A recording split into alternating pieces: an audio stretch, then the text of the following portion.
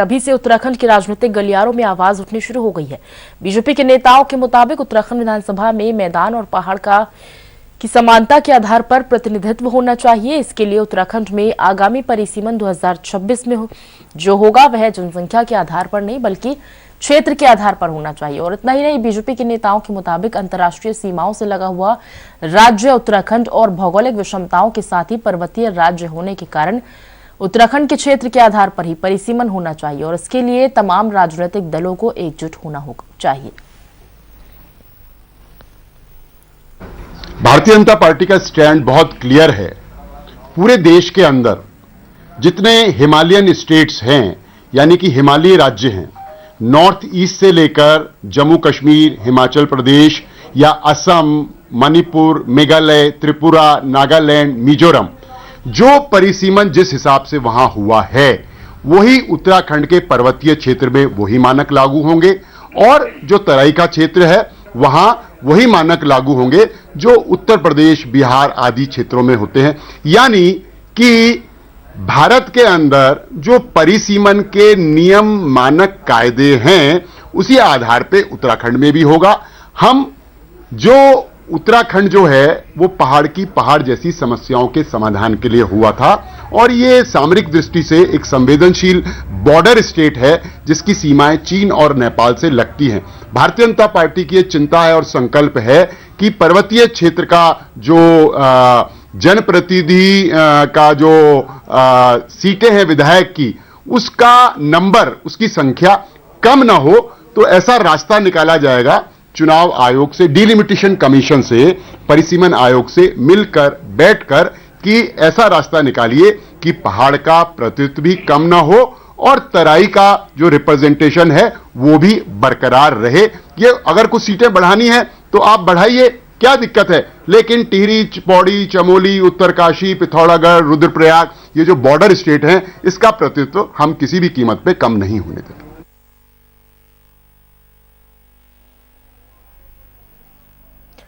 उत्तराखंड विधानसभा चुनाव के लिए मतदान संपन्न हो चुका है और अब उत्तराखंड में राजनेता विधानसभा चुनाव का विश्लेषण कर रही हैं। हालांकि कुछ राजनीतिक दल मुद्दों पर अपनी अपनी राय दे रहे हैं।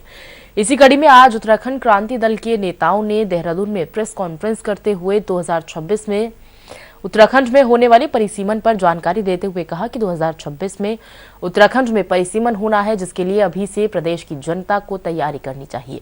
उत्तराखंड क्रांति दल के नेताओं के मुताबिक उत्तराखंड में परिसीमन जनसंख्या के आधार पर नहीं बल्कि क्षेत्र के आधार पर किया जाना चाहिए ताकि उत्तराखंड में पलायन रुक सके और भौगोलिक विषमताओं को समझते हुए आगे की चुनाव प्रक्रिया को संपन्न किया जा सके। वर्ष 2008 में भी नहीं किया, जबकि हमारी मांग ये थी कि कम से कम परिसीमन अधिनियम 2002 के अनुसार ही परिसीमन हो जाता। दूसरा, हमारी मांग ये है सरकार से कि ये जो परिसीमन अधिनियम 2002 है इसमें भी संशोधन होना चाहिए।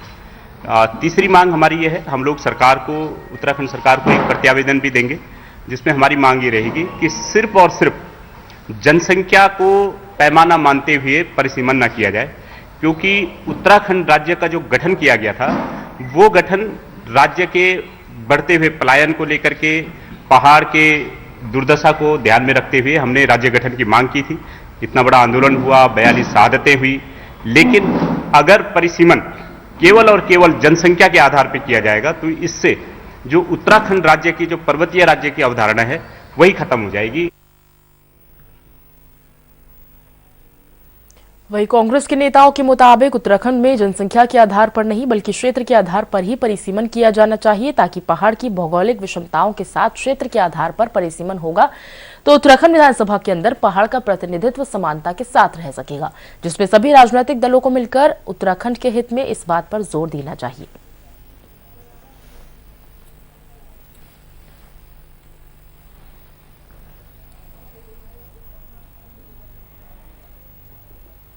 नहीं, निश्चित रूप से ऐसा लगता है कि ये पृथक पहाड़ी राज्य हमने यहाँ के भविष्य को सुनिश्चित करने के लिए मांगा था, लेकिन परिसीमन में लगता है कि ज्यादा सीटें जो हैं वो मैदानी इलाकों की हो जाएंगी।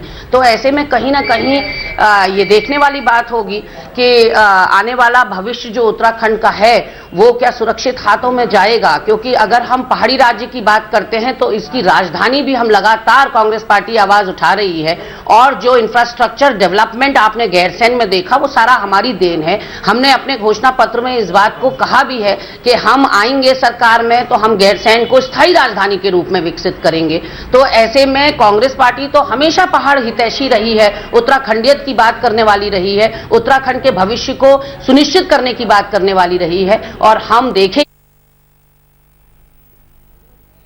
और बात करेंगे संवाददाता श्रीनिवास पंत हमारे साथ देहरादून से जुड़े हुए हैं। श्रीनिवास, इस वक्त हम देख रहे हैं लगातार कि इलेक्शन लगातार चल रहे हैं उत्तर प्रदेश में, बाकी चरणों के इलेक्शन बचे हैं, मतदान बचे हैं, और 14 फरवरी को उत्तराखंड में इलेक्शन हुआ, लेकिन इलेक्शन के बीच सियासत गरमाती हुई परिसीमन का अचानक से ये मुद्दा जो गरमाता नजर आ रहा है।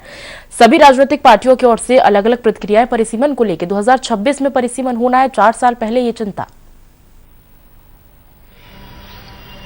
बिल्कुल, देखिए पूजा, यही सबसे बड़ा राजनीतिक समीकरण को दर्शाता है कि उत्तराखंड में 14 फरवरी को मतदान संपन्न हो चुका है विधानसभा चुनाव 2022 के लिए। 10 मार्च को नतीजे निकलेंगे, किसकी सरकार बनेगी, सभी की किस्मत ईवीएम में कैद उत्तराखंड की जनता ने, वोटर ने कर दी है।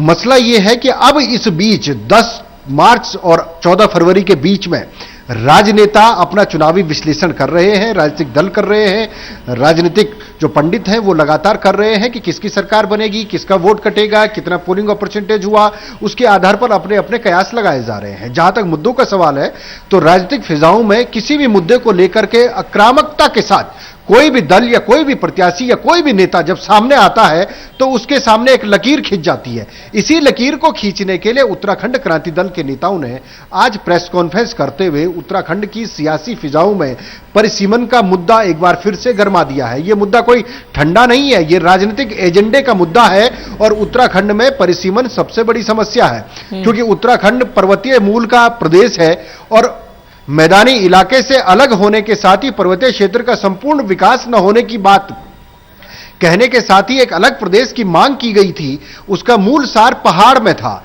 और अगर परिसीमन होता है पूजा तो उत्तराखंड के पर्वतीय जो क्षेत्र हैं वहां पर विधानसभा का प्रतिनिधित्व उत्तराखंड विधानसभा के अंदर कम हो जाएगा, क्योंकि परिसीमन की जो धारणा, जो पैमाना, जो पैमाइश अभी तक रही है वो जनसंख्या के आधार पर रही है। लेकिन उत्तराखंड में इन 22 सालों में अगर आप नजर दौड़ाएंगे तो कई गांव के गांव खाली हो गए, लोग महानगरों की ओर चले गए, राजधानी देहरादून या फिर उधम सिंह नगर या हरिद्वार की तरफ शिफ्ट हो गए।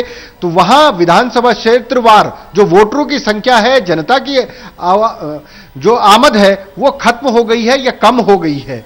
अगर जनसंख्या के आधार पर अगर परिसीमन किया जाएगा तो उत्तराखंड के, चाहे वो कुमाऊं मंडल हो चाहे वो गढ़वाल मंडल हो, अधिकांश विधानसभा सीटें खत्म होने के कगार पर चली जाएंगी, जिसका प्रतिनिधित्व उत्तराखंड विधानसभा के अंदर उस क्षेत्र के लोगों को दूसरे क्षेत्र में शामिल करने के साथ ही मिलेगा। और उसका अतिरिक्त जो भार पड़ा है वो राजधानी देहरादून में पड़ा है, हरिद्वार में पड़ा है, उधम सिंह नगर में पड़ा है। पहले ही देहरादून में 10 विधानसभा सीटें हैं, हरिद्वार में 11 विधानसभा सीटें हैं, उधम सिंह नगर में 9 विधानसभा सीटें। जनसंख्या के आधार पर होता है तो इन तीनों जिलों में विधानसभा सीटों का प्रतिनिधित्व बढ़ जाएगा। यानी बढ़ने के साथ ही उत्तराखंड विधानसभा में पहाड़ वर्सेस तराई हो जाएगा और दोनों में वर्चस्व की लड़ाई हो जाएगी कि किसके विधायक ज्यादा होंगे। और यकीन मानिए अगर तराई क्षेत्र के विधायक विधानसभा में प्रतिनिधित्व ज्यादा करते हैं तो कल को विधायक दल का नेता चुनने में, यानी मुख्यमंत्री बनने में या चुनने में उनकी महत्वपूर्ण भूमिका होगी। यही कारण है कि मैदानी इलाके से मुख्यमंत्री कम बनता है तो पहाड़ से ज्यादा बनता है, क्योंकि पहाड़ में अभी भी परिसीमन के आधार पर वर्चस्व पहाड़ का बरकरार है और ज्यादा है। इसी की चिंता राजनेताओं को अभी से सताने लगी है कि 2026 में परिसीमन होगा, उससे पहले उत्तराखंड की आवाम के साथ मिलकर के तमाम राजनीतिक दल एक सुर में अपने यहां से एक अध्यादेश पास करवाएंगे। मौजूदा सरकार जो उस वक्त की तत्कालीन जो सरकार होगी उसके जरिए आगे भेजेंगे। लेकिन इस मुद्दे को क्रेडिट कौन लेके जाएगा, सवाल यहां आता है। तो इसको लेकर के उत्तराखंड क्रांति दल ने ताल ठोक दी है। कांग्रेस और बीजेपी ने भी अपना स्टैंड जनता के सामने आज रख दिया है। तो मतलब बीजेपी की ओर से भी वही बातें निकलकर सामने आ रही, क्योंकि यूकेडी ने जिस तरह से प्रेस कॉन्फ्रेंस में कहा है कि क्षेत्र के आधार पर परिसीमन होना चाहिए, जनसंख्या के आधार पर नहीं, तो बीजेपी इससे ताल्लुक रखती है, सहमत है उनकी बात से? बिल्कुल, देखिए भारतीय जनता पार्टी को भी सहमत होना पड़ेगा क्योंकि वोट बैंक की राजनीति है और आगे ये अभी 22 का इलेक्शन है, इसके बाद 24 का इलेक्शन सामने आएगा, नगर पंचायत नगर पालिकाओं के नगर निगम के इलेक्शन आएंगे, ग्राम प्रधान के इलेक्शन आएंगे, परिसीमन का मुद्दा अब गर्माता जाएगा। परिसीमन के मुद्दे के लिए क्योंकि पर्वतीय क्षेत्र की बात हो रही है, राजनीतिक दलों के हितों की बात नहीं हो रही है, तो पर्वतीय क्षेत्र को बचाने के लिए पर्वतीय क्षेत्र की मूल अवधारणा से अपने आप को संबद्ध करते हुए भारतीय जनता पार्टी और कांग्रेस समेत तमाम राजनीतिक दल भी एक सुर में सुर मिलाते नजर आएंगे। यह अलग बात है कि क्या परिसीमन करने वाली जो एजेंसी है यह सरकार है या फिर परिसीमन को क्षेत्र के आधार पर किया जाएगा, यह जनसंख्या के आधार पर किया जाएगा, यह उस समय का वक्त इसको तय करेगा। ठीक है, आप हमारे साथ बने रहे श्रीनिवास, आपसे आगे भी हम जानकारी लेंगे।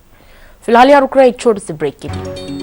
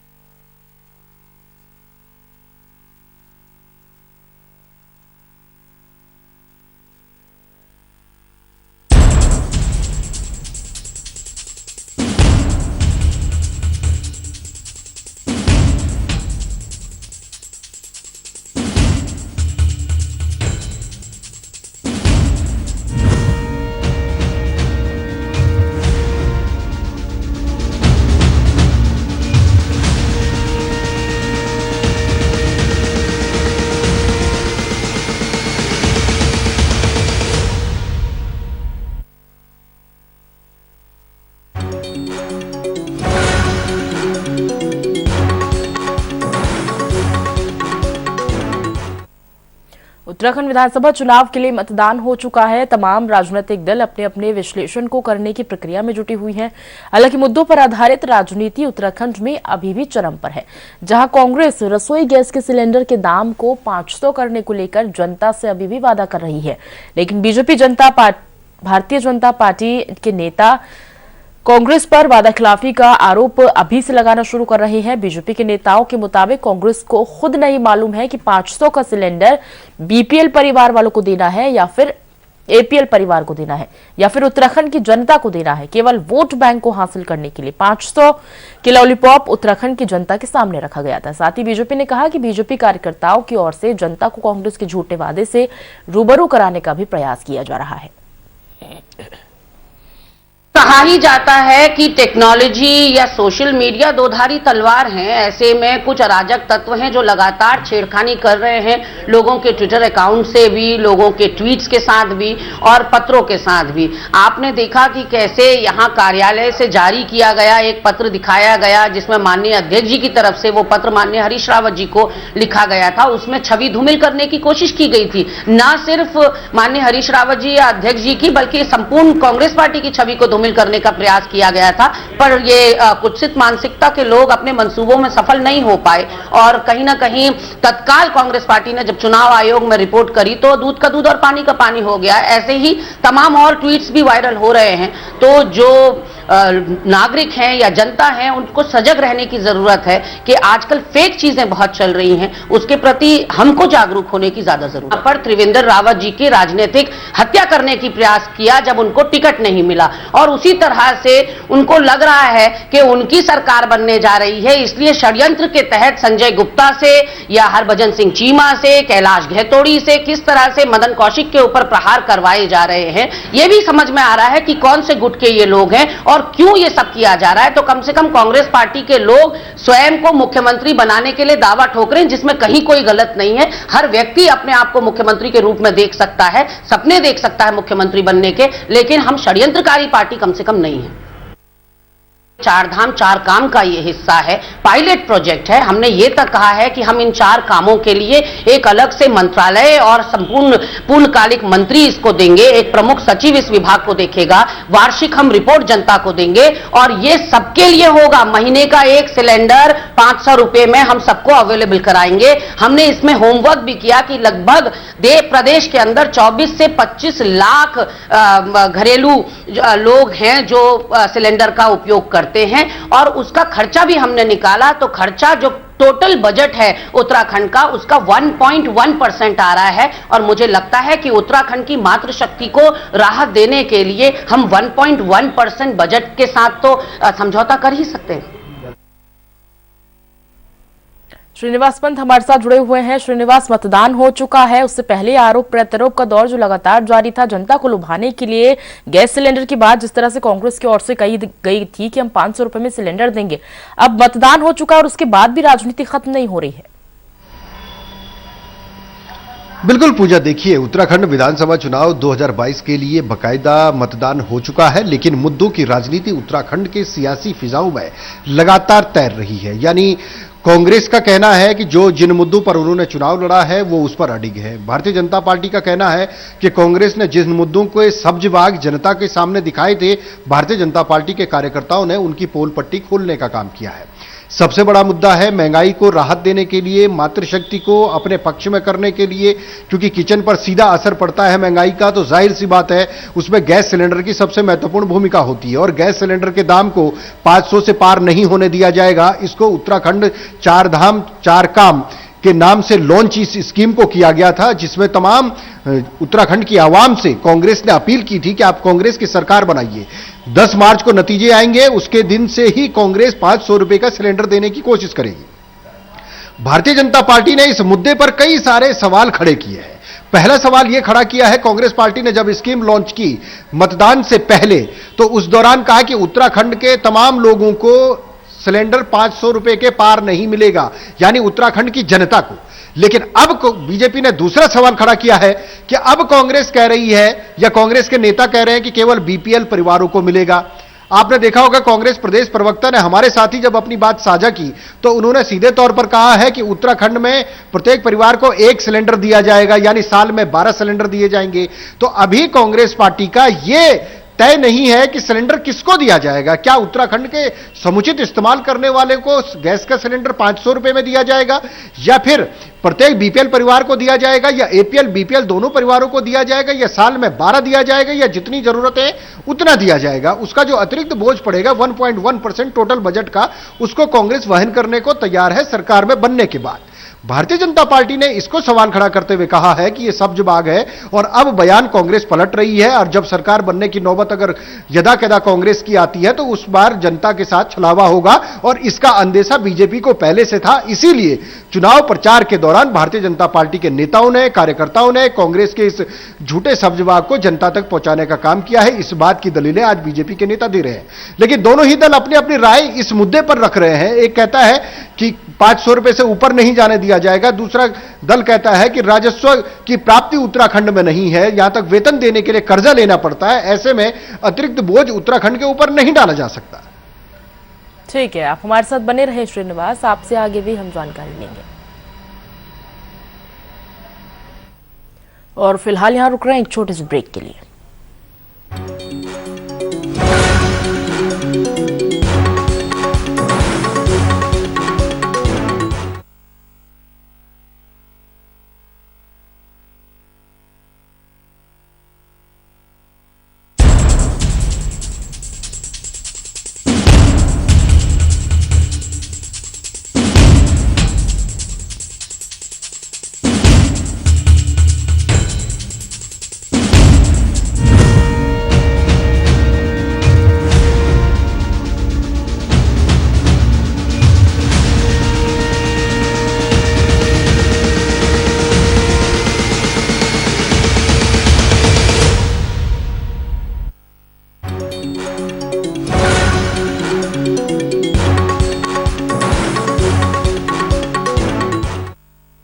उत्तराखंड में असम के सीएम हेमंत बिस्वा शर्मा के खिलाफ कांग्रेस ने मुकदमा दर्ज करा दिया है। उन्होंने 11 फरवरी को चुनाव प्रचार के दौरान राहुल गांधी पर अभद्र टिप्पणी की थी। वहीं राजनीतिक लाभ हासिल करने के लिए पहले से नियोजित तरीके से आपत्तिजनक भाषण देने का आरोप लगाया है।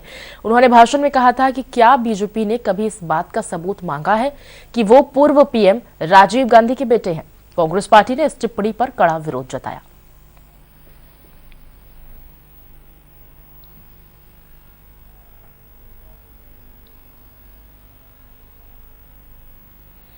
श्रीनिवास पंत हमारे साथ लगातार जुड़े हुए हैं। श्रीनिवास, हेमंत बिस्वा की ओर से जिस तरह से पर्सनल अटैक किया गया था राहुल गांधी पर, अब उस अभद्र टिप्पणी पर कांग्रेस कह रही है कि वो अभद्र टिप्पणी उनकी ओर से की गई और अब उनकी ओर से केस भी दर्ज कर दिया गया है हेमंत बिस्वा पर।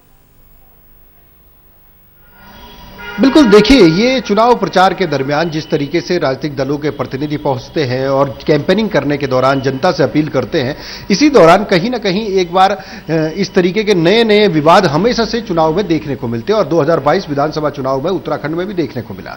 भारतीय जनता पार्टी की तरफ से स्टार प्रचारक के रूप में कहें या प्रेस कॉन्फ्रेंस करते हुए अपनी पार्टी, अपनी सरकार की जिम्मेदारी को समझते हुए असम के मुख्यमंत्री हेमंत बिस्वा ने बाकायदा राहुल गांधी पर जो कटाक्ष किया था, उस पर कांग्रेस के तमाम कार्यकर्ताओं ने निंदा की थी और निंदा करने के साथ ही तहरीर चुनाव आयोग में भी दी थी, पुलिस में भी दी थी। इस पर मुकदमा दर्ज होना चाहिए, यानी उचित इस पर एक्शन प्रशासन को लेना चाहिए। हालांकि अब मुकदमा दर्ज हो चुका है, लेकिन मसला सिर्फ यहीं पर नहीं रुकता। ऐसे कई सारे केसेस सामने आते हैं जिस प्रकार से चुनाव के दरमियान, चाहे वो बीजेपी हो या कांग्रेस हो या आम आदमी पार्टी हो, उत्तराखंड क्रांति दल हो, गाहे बगाए या तो जवान फिसल जाती है या जबरन इस तरीके की भाषा का इस्तेमाल किया जाता है कि ताकि अपना वोट बैंक का ध्रुवीकरण किया जा सके, या फिर सोशल मीडिया पर लेटर वायरल कर दिए जाते हैं या ट्वीट वायरल कर दिए जाते हैं। इसको लेकर भी उत्तराखंड में लगातार सियासत होती रही और सियासत बरकरार है। बिल्कुल, और देखिए, राहुल गांधी पर जिस तरह से टिप्पणी की गई थी, कांग्रेस ने हालांकि मुकदमा दर्ज करा दिया है। क्या बीजेपी की ओर से कोई रिएक्शन इस पर आया? क्योंकि निश्चित रूप से कह सकते हैं कि रिएक्शन उनकी ओर से भी आना चाहिए, तो क्या अब तक कोई रिएक्शन? बिल्कुल, भारतीय जनता पार्टी के नेताओं की तरफ से इस पर बयान जारी किया गया। उन्होंने कहा है कि अगर राहुल गांधी की तरफ से, भारतीय जनता पार्टी के नेताओं की तरफ से राहुल गांधी पर कोई कटाक्ष किया गया है और कांग्रेस पार्टी उसकी निंदा करती है, तो कांग्रेस पार्टी को अपने गिरेबान में झांकना चाहिए कि उन्होंने देश के प्रधानमंत्री के लिए किन शब्दों का इस्तेमाल किया था, पहले जनरल सीडीएस बिपिन रावत के लिए किन शब्दों का इस्तेमाल किया था। यानी कुल मिलाकर के ये अपनी गलती कोई स्वीकार नहीं करता है, बल्कि अपने तर्कस से अलग अलग नए नए तीर निकाले जाते हैं और उनसे भेदने की कोशिश की जाती है। भारतीय जनता पार्टी ने भी यही काम किया। ठीक है, बहुत बहुत शुक्रिया करेंगे आपका श्रीनिवास, इस पूरी जानकारी को हम तक साझा करने के लिए।